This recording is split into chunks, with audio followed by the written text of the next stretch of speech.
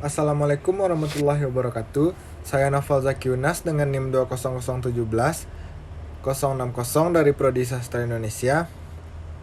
Pada kesempatan kali ini, saya akan menjelaskan materi tentang epistemologi. Yang pertama tentu kita membahas pengertian dari epistemologi. Epistemologi dari bahasa Yunani yaitu episteme, yaitu artinya pengetahuan, dan logos yang artinya ilmu, yaitu adalah cabang filsafat yang berkaitan dengan asal, sifat, karakter, dan jenis pengetahuan. Topik ini termasuk salah satu yang paling sering diperdebatkan dan dibahas dalam bidang filsafat. Misalnya tentang apa itu pengetahuan, bagaimana karakteristiknya, bagaimana macamnya, serta hubungannya dengan kebenaran dan keyakinan. Menurut para ahli, epistemologi menurut para ahli yaitu yang pertama menurut Abdul Munir Mulkan, yaitu segala macam bentuk aktivitas dan pemikiran manusia yang selalu mempertanyakan dari mana asal-muasal ilmu pengetahuan itu diperoleh. Yang kedua menurut Mujamil Komar, yaitu bagian ilmu filsafat yang secara khusus mempelajari dan menentukan arah dan kodrat pengetahuan. Yang ketiga menurut Anton Bakar, yaitu cabang filsafat yang berurusan mengenai ruang lingkup serta hakikat pengetahuan. Yang keempat menurut Ahmad Kharis Zubair, yaitu suatu ilmu yang secara khusus mempelajari dan mempersoalkan secara dalam mengenai apa itu pengetahuan, dari mana pengetahuan itu diperoleh, serta bagaimana cara memperolehnya. 5. Menurut Jujun S. Surya Sumantri, yaitu arah berpikir manusia dalam menemukan dan memperoleh suatu ilmu pengetahuan dengan menggunakan kemampuan rasio. Selanjutnya, objek dan tujuan epistemologi.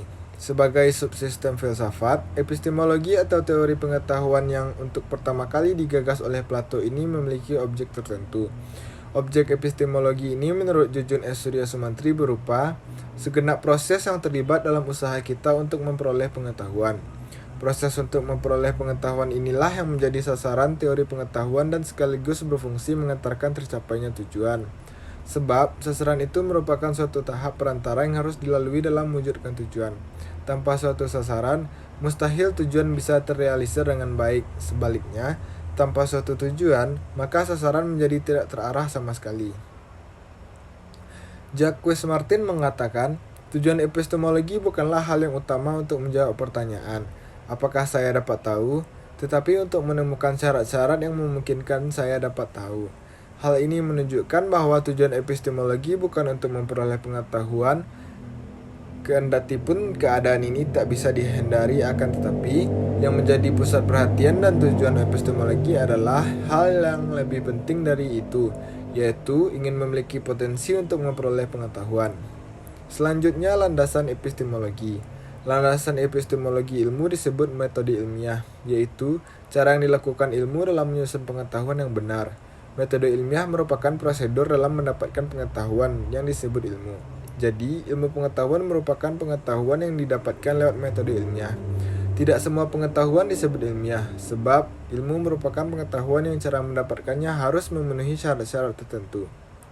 Syarat-syarat yang harus dipenuhi agar suatu pengetahuan bisa disebut ilmu, yakni tercantum dalam metode ilmiah.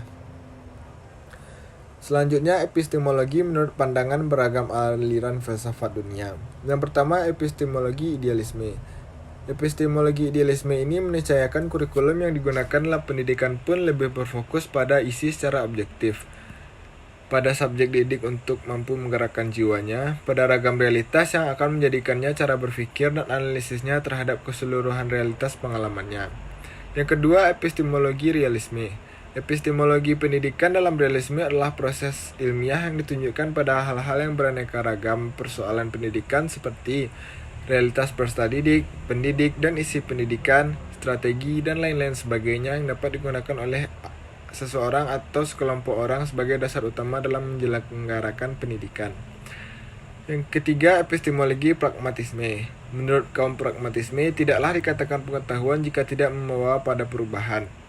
Jadi, nilai pengetahuan dilihat dari kadar instrumentalnya yang akan membawa pada akibat-akibat, baik yang setelah dilakukan atau yang sebelum dilakukan. Yang keempat, epistemologi eksistensialisme. Epistemologi eksistensialisme adalah suatu eksistensi yang dipilih dalam kebebasan. Bereksistensi berarti bereksistensi dalam suatu perbuatan yang harus dilakukan oleh setiap orang bagi dirinya sendiri. Pilihan bukanlah soal konseptual melainkan soal komitmen bagi seluruh pribadi individu. Kesimpulan dari penjelasan video saya ini adalah epistemologi adalah teori pengetahuan yang berhubungan dengan hakikat dari ilmu pengetahuan, pengandai-andaian, dasar-dasarnya, serta pertanggungjawaban atas pertanyaan mengenai pengetahuan yang dimiliki oleh setiap manusia. Epistemologi pendidikan dipahami secara beragam menurut pandangan idealisme, realisme, pragmatisme, dan eksistensialisme. Baiklah, sekian penjelasan saya tentang video kali ini. Saya mohon maaf yang sebesar-besarnya atas kekurangan dan kesalahan saya. Terima kasih atas perhatiannya. Wassalamualaikum warahmatullahi wabarakatuh.